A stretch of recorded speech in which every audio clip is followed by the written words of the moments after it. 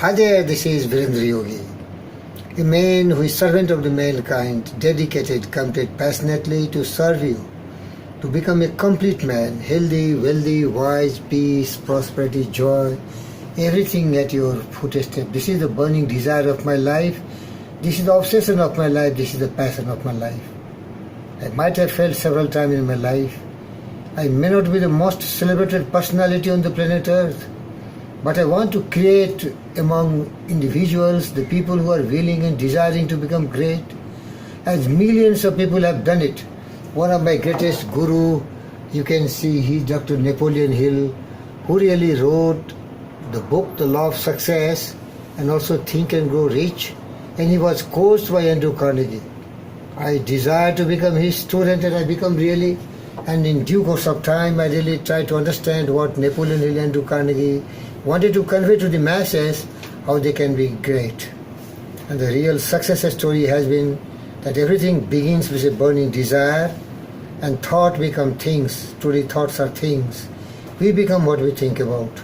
Truly thoughts are things, and powerful things are that when they are mixed with definite of purpose, persistence and burning desire for their translation into riches or material objects. Whatever you want you can become, but start thinking about that. Your mental attitude, positive mental attitude, believing in yourself in your God-gifted power of the mind. Whatever the mind can conceive and believe, the mind can achieve. Because you might have learned a lot of things about belief and faith. Believe in yourself. The magical power of belief, if you believe and comprehend the power of your mind, everything is possible for a persevering, persisting, committed, dedicated, willing, resolutely willed, strong-headed, steadfastly holding to the inner conviction human being. Everything is possible. That's the teaching Andrew Carnegie transmuted to Napoleon Hill, and Napoleon Hill conveyed to the lot of the people in the world. And every success philosopher and thinker, they have borrowed all these ideas from these great people, Andrew Carnegie, Napoleon Hill, and so on and so forth. Today it's my proud privilege to present to you my guru and guide, Napoleon Hill, based on whose philosophy and thought I have really earned something, learned something, and tried to teach millions of the people all around the globe. Here in this video, what Dr. Napoleon is talking, he's talking about positive mental attitude. You saturate your mind with the thought you want. Now dedicate yourself, commit yourself, make it a burning desire of your life, an obsession of your life, a passion of your life, and keep on keeping on, persist till you have attained that goal.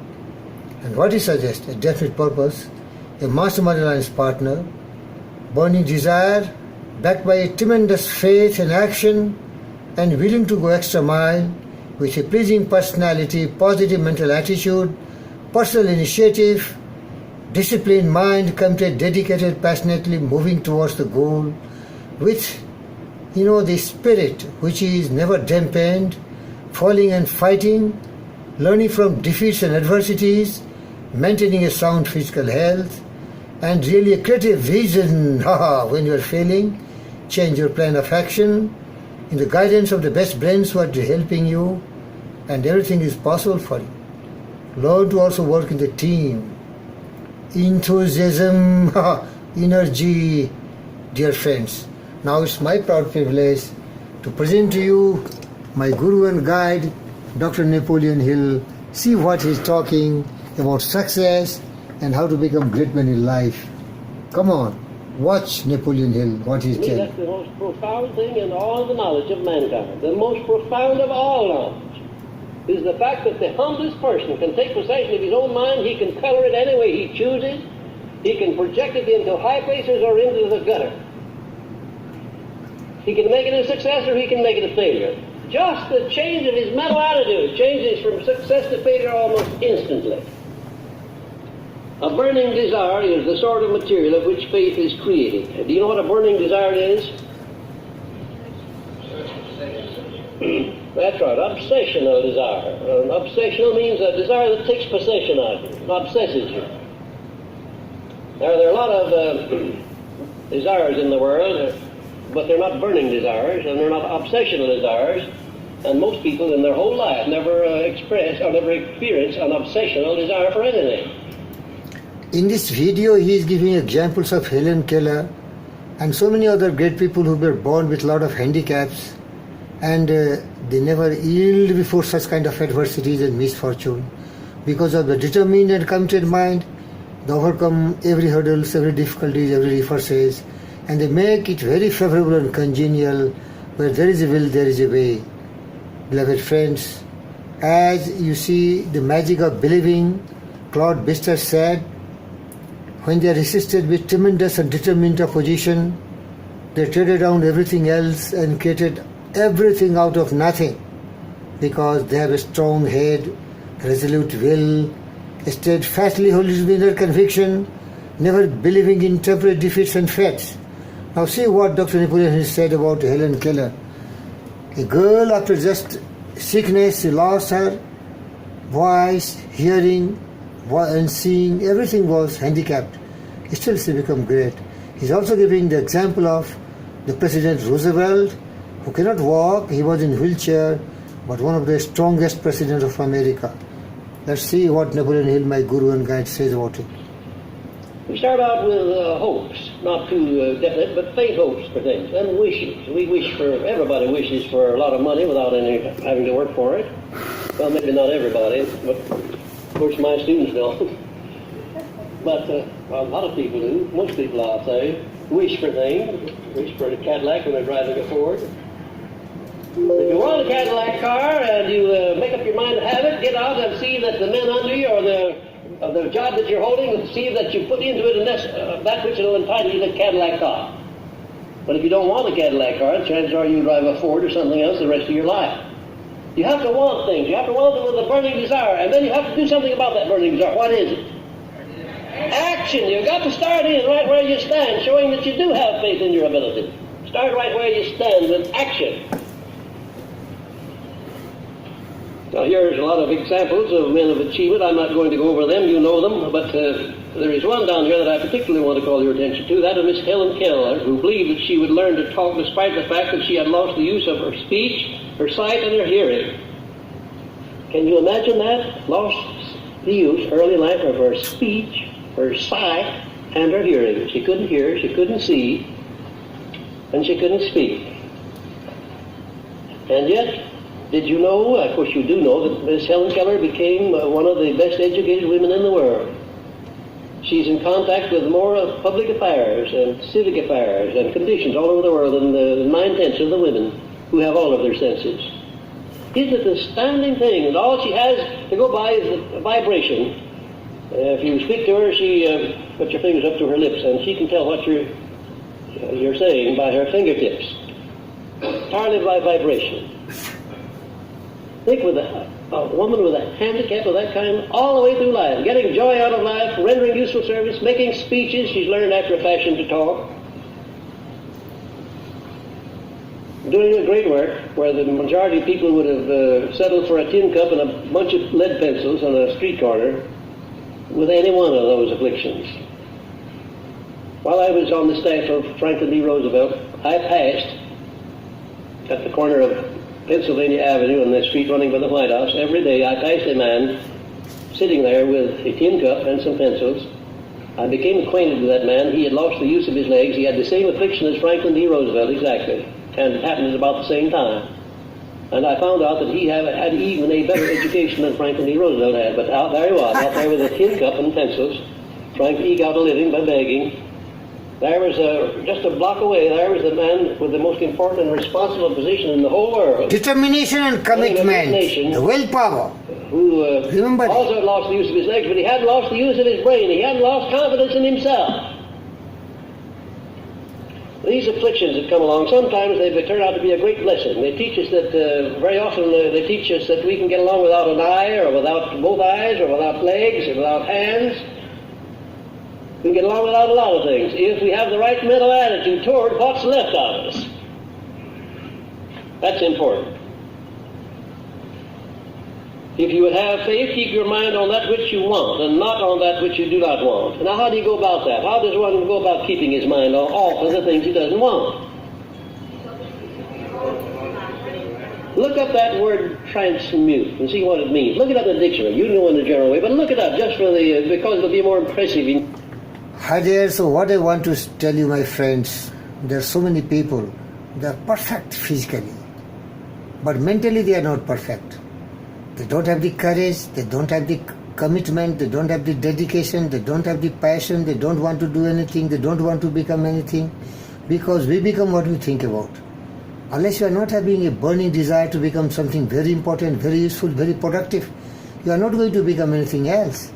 But these two examples, what Napoleon had just said, Helen Keller, she had nothing. She lost everything else. Eyes, hearing, speaking, but still, in spite of all those handicaps, she really became one of the most powerful women on this planet Earth. So I encourage my friends, boys and girls, men and women, come on, define yourself. Try to let the world know who are you. Know thyself, mind. Know thyself. My another guru, Ralph Waldo Emerson, wrote an essay, Self-Reliance. You have all the power with you. Everything is sleeping within the cells of your brain. Activate it, charge it with imagination, with vision, with ideal, with promises. Move forward. It will take some time, but you will become. Be ready also to fail several times. As Edison failed thousands of times when he discovered electric bulb. Look at those bulbs. He failed thousands of times in really converting electrical energy to light energy. But still he succeeded. So be very sure. You may be facing a lot of hurdles, a lot of impediments. But these uncongenial circumstances cannot resist you for a longer time. Like there is a great water flowing from the mountain and you are trying to block it, you can resist it for some time. But the flow of the power, the intensity of that great accumulated water will blow it off. Everything becomes smooth, it will sell it. That's power you have got. You will become what you want. Yes, everything will you get. What my guru and guide Napoleon said. You can get Rolls Royce, Cadillac, everything you will get. But you have to pay the price, nothing comes free. Be happy. Be a dreamer. Have a noble idea in your life. A very useful and very productive and very caring person. There is a lot of people who are required in this world. Majority are just surviving, just like a cattle. So what I tell you, in the world's field of battle, in the bivouac of life, be not a dumb driven cattle, be a hero in the strife. Because lives of great men all remind us. This great man, Dr. Napoleon Hill, this great man, Dr. Napoleon Hill, this great man, Dr. Padma Bhushan, G.V.K. Reddy sir, they are great men, they inspire us. The lives of great men all remind us. Lives of great men all remind us. We can make our life sublime and departing leave behind us footprints on the sands of time. Nothing is impossible for a persevering soul. Even the word I am possible, okay? This word impossible, separate it. I am possible. But are you ready for that? You have this courage? But the courage must come to the soul within. The man must furnish the will to win. So figure it out yourself, man. Figure it out yourself, man. You were born with all the greatest of the men have had. 2 arms, 2 hands, 2 legs, 2 eyes, and bent to use, you could be wise. But Helen Keller has nothing. No eyes, no ear, no mouth. She becomes so great. But you are blessed with everything else in perfect condition. But the courage, the belief, the faith, the determination, the commitment, and love for yourself. You are not cattle. You are not something useless. You are a very powerful person because of the power of your mind. Believe in that power of your mind. Believe in your capacity for applied faith. Believe that you are like anybody great and you have right to become greater than the greatest. Nobody has used brain more than 8 to 9%. If you want to verify it, read the book The Science of Being Great by Wallace D. Wattles. The intelligent substance is equally dominant in every mind. Maybe slight difference as Einstein has different brain, but majority 100 billion cells. Come on, arise, awaken, and stop not till you become something very useful and productive human being. Always happy. Be ready to strive, to seek, to find, and never to yield to become a great man in your life. I love you and thank you very much for watching this video.